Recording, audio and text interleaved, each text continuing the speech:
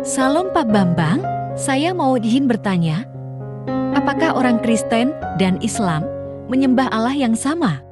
Mohon pencerahannya. Saya ingin memberi contoh memasuki dalam sebuah kajian tentang pemakaian kata Allah di dalam kanun al-iman. Kanun al-iman itu adalah regula fide, dasar keimanan seluruh gereja sebelum skisma, sebelum perpecahan. Sebelum gereja kemudian terpecah-pecah menjadi ortodok, katolik, protestan. Dasar seluruh gereja semesta sebelum perpecahan itu adalah kanun al-iman atau regula fide yang ditetapkan khususnya di Majma' al-Mas'uniyah fi Nikaya, yaitu konsili oikumenis di kota Nikia, dan yang kedua konsili oikumenis di Konstantinopel.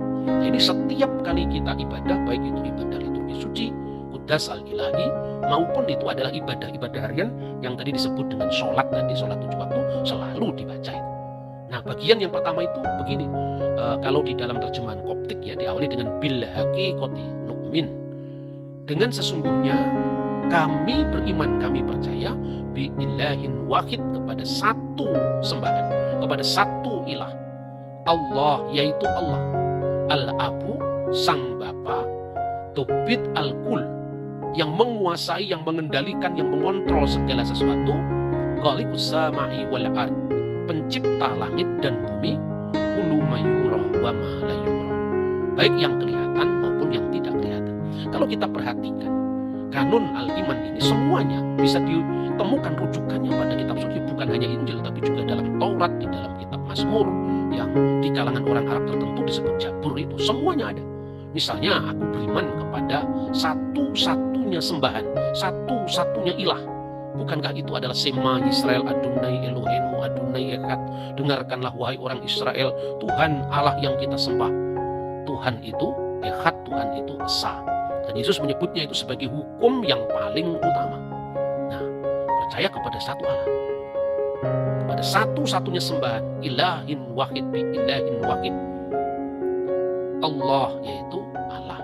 Bahwa Allah itu adalah satu-satunya ilah. Ini vocabulary Kristen. Sama sekali bukan merujuk kepada ajaran Islam, ini vocabulary Kristen. Dan ungkapan itu berarti merujuk kepada Allah al-ilah. Satu-satunya sembahan itu identik dengan bi ilahin wahid, yaitu percaya kepada ilah atau sembahan yang satu-satunya. Nah, sembahan yang satu-satunya itu ya al-ilah, yang kemudian disingkat menjadi Allah, seperti al-unas menjadi an-nas.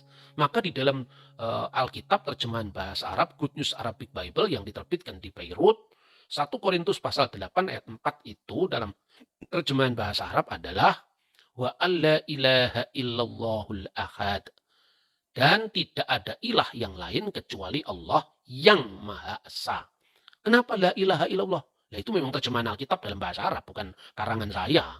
Kalau Anda tidak percaya, langsung saja itu Anda hunting atau Anda cari, itu tulis saja Alkitabul Muqaddas, terbitan dari Darul Kitabil Muqaddas fi Syarqil Awsat di Beirut. Tulis saja di situ, akan ketemu langsung bahwa la ilaha illallah itu dijumpai dalam Alkitab terjemahan bahasa Arab sebagai terjemahan dari bahasa Yunani aslinya. Eudeis Theos Eimiheis. Ya, Eudeis Theos Eimiheis, atau menurut Textus Receptus, Eudeis Theos Ulteros Eimiheis diterjemahkan dengan la ilaha illallah al-ahad. Ini semua dari Alkitab. Makanya dikatakan aku percaya, sesungguhnya aku percaya kepada satu ilah, yaitu Allah Bapa. Nah, orang biasanya salah paham. Kenapa harus Bapa? Apakah Tuhan itu bergender laki-laki? Ini kelamin kata kalau di dalam bahasa Indonesia itu disebutnya, meskipun kita tidak mengenal itu ya. Di dalam bahasa Arab kan dikenal kalau bulan al-Qomaru itu laki-laki. Bukan berarti benar-benar bulan itu laki-laki. Padahal dalam bahasa Indonesia orang itu memuji istrinya, memuji kekasihnya, cantiknya seperti bulan. Jadi kalau di negara Arab bulan itu laki-laki. Matahari, asyams, itu justru perempuan, itu kelamin kata. Tidak ada artinya laki-laki beneran atau perempuan beneran.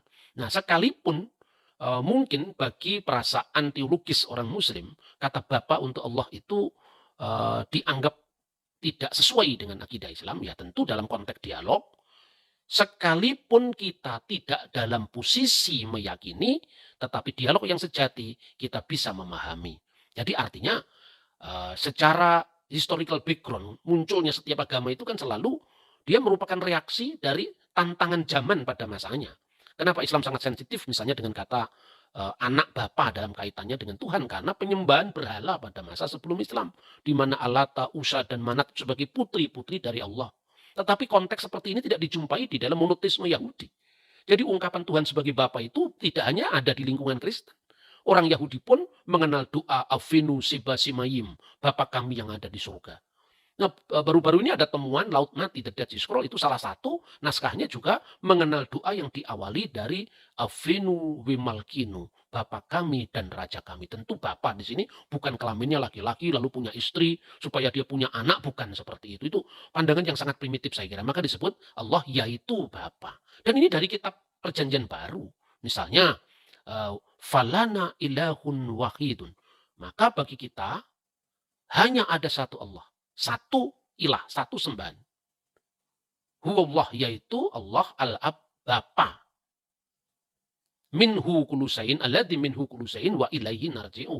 Yang daripadanya berasal segala sesuatu dan kepada dia semua ciptaan itu akan kembali. Mirip dengan ungkapan inna lillahi wa inna ilaihi raji'un dalam Islam. Ini namanya memang serumpun bahasanya. Allah, Sang Bapa. Yang Maha Kuasa, terjemahan dalam bahasa Arab yang lazim baik itu dalam kanun Al-Iman Koptik, Siriak, Yunani, tidak hanya gereja Ortodok dan juga gereja Katolik, Maronit, semuanya menerjemahkan Dobit Al-Kul. Yang mengendalikan, yang mengontrol, yang menguasai segala sesuatu, itu terjemahan dari bahasa Yunani Pantokrator. Pantokrator itu yang mengendalikan, yang menguasai segala sesuatu, yang Maha Kuasa. Khaliqus sama'i wal ard. Khaliq langit dan bumi. Dan itu jelas kitab Taurat diawali dari kata tadi yang saya baca. Fil badi'i khalaqallahu samawati wal ard. Pada mulanya Allah menciptakan langit dan bumi. Bahasa aslinya Bereshit bara Elohim et samayim ve etza aretz. Kemudian Khalik langit dan bumi. Kullu mayuro wa ma la yuro. Yang kelihatan maupun yang tidak kelihatan. Itu sejajar dengan Kolose pasal 1 ayat 16. Jadi Tuhan itu tidak hanya pencipta kita yang seperti yang kelihatan, tapi juga sesuatu yang imaterial yang tidak kelihatan. Itu penegasan yang pertama dalam kanun Al-Iman.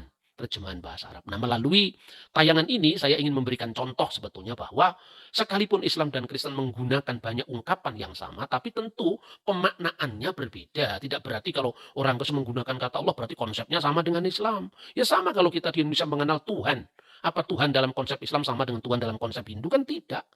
Tetapi sebetulnya Tuhan yang menciptakan alam semesta, langit, bumi, laut, dan seisinya, itu adalah Tuhan yang satu saja.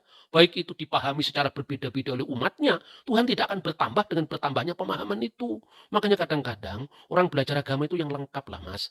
Jangan hanya melulu pada teologinya sendiri, bahasanya sendiri, kemudian malah bahasa diidentikan dengan agama tertentu. Saya kira itu pola pikir ahistori. Orang sering bertanya, kalau di Kristen disebut Allah, di Islam disebut Allah, ini Tuhannya siapa?